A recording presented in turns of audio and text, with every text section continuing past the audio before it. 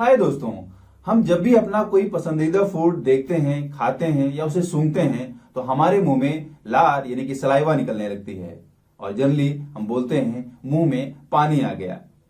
लेकिन क्या ये जो सलाइवा है वो सिर्फ पानी होता है? मैं आपको बता दूं, जो सलाइवा होती है वो सिर्फ पानी नहीं होता है, इसमें और भी बहुत कुछ होता है और इसके दूसरे फंक्शंस भी होते हैं। वो फंक्शंस क्या हैं जानेंगे इस वीडियो में, बने रहें अंत तक।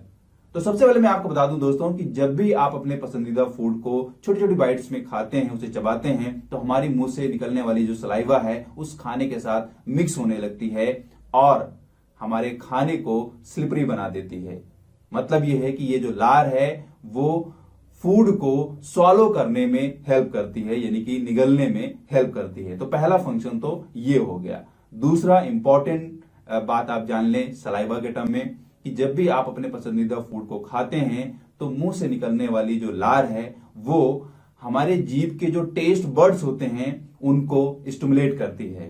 मतलब यह है कि हमारे जीभ में जो पाए जाने वाले टेस्ट बर्ड्स होते हैं उनको उत्तेजित करती है, उनको एक सेंस देती है कि भैया कुछ आ गया है आपके लिए पसंदीदा।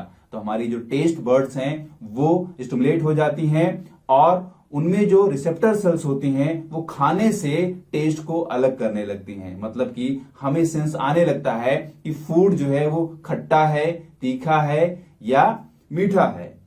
तो इस तरीके से जो सलाइवा होती है वो हमें टेस्ट का भी एहसास कराती है। यूं कह लें कि बगैर सलाइवा के आप टेस्ट ले ही नहीं पाएंगे। जनरली ये बोला जाता है कि टेस्ट के लिए टंग रिस्पॉन्सिबल है, लेकिन उसमें जो सलाइवा होती है उसका बहुत बड़ा इंपॉर्टेंस होता है, बहुत बड़ा रोल होता है टेस्ट को पहचानने के लिए या सेंस लेने के लिए।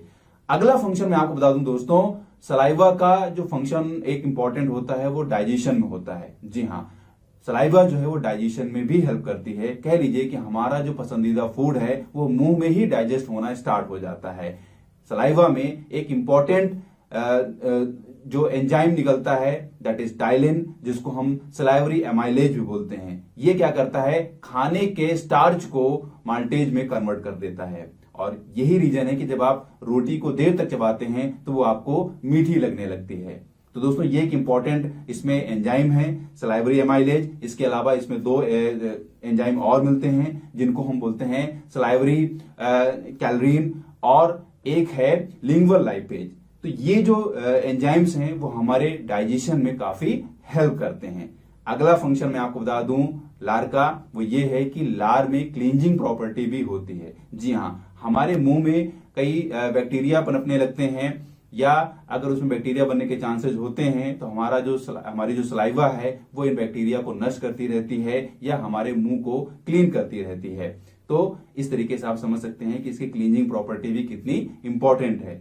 दूसरा मैं आपको बता दूं कि लार का जो पीएच वैल्यू होती है दोस्तों वो कई बार एसिडिक भी होती है और कई बार बेसिक भी होती है। कह सकते हैं कि ये इंडिविजुअल पे डिपेंड करती है कि किसका सलाइवा एसिडिक है या बेसिक है। और दोस्तों मैं आपको बता दूं कि ये जो लार है वो स्पीच में भी हेल्प करती है, यानी कि जब आप कोई चीज बोल रहे हैं या स्पीच दे रहे हैं तो उस स्पीच में इजीनेस लाने के लिए सलाइवा काफी इंपॉर्टेंट रोल अदा करती है। तो एक फंक्शन तो ये भी जान लीजिए कि स्पीच में इजीनेस आती है सलाइवा से। अगला फंक्शन मैं आपको बता दूं कि हमारी बॉडी का जो टेम्परेचर है वो भी सलाइवा से रेगुलेट होता है। मतलब कि बॉडी के टेम्परेचर को भी रेगुलेट करने के लिए सलाइवा इंपॉर्टेंट रोल अदा करती है। तो दोस्तों ये थी कुछ इंपॉर्टेंट बातें, फंक्शंस सलाइवा की। जरूर आप जान गए होंगे, ये वीडियो आपके लिए हेल्पफुल रही होगी। तो अपने पसंदीदा फूड को देखकर लार टपकाते रहें, लेकिन बाहर नहीं, फूड के साथ। मिलते हैं नई वीडियो में। Thank you.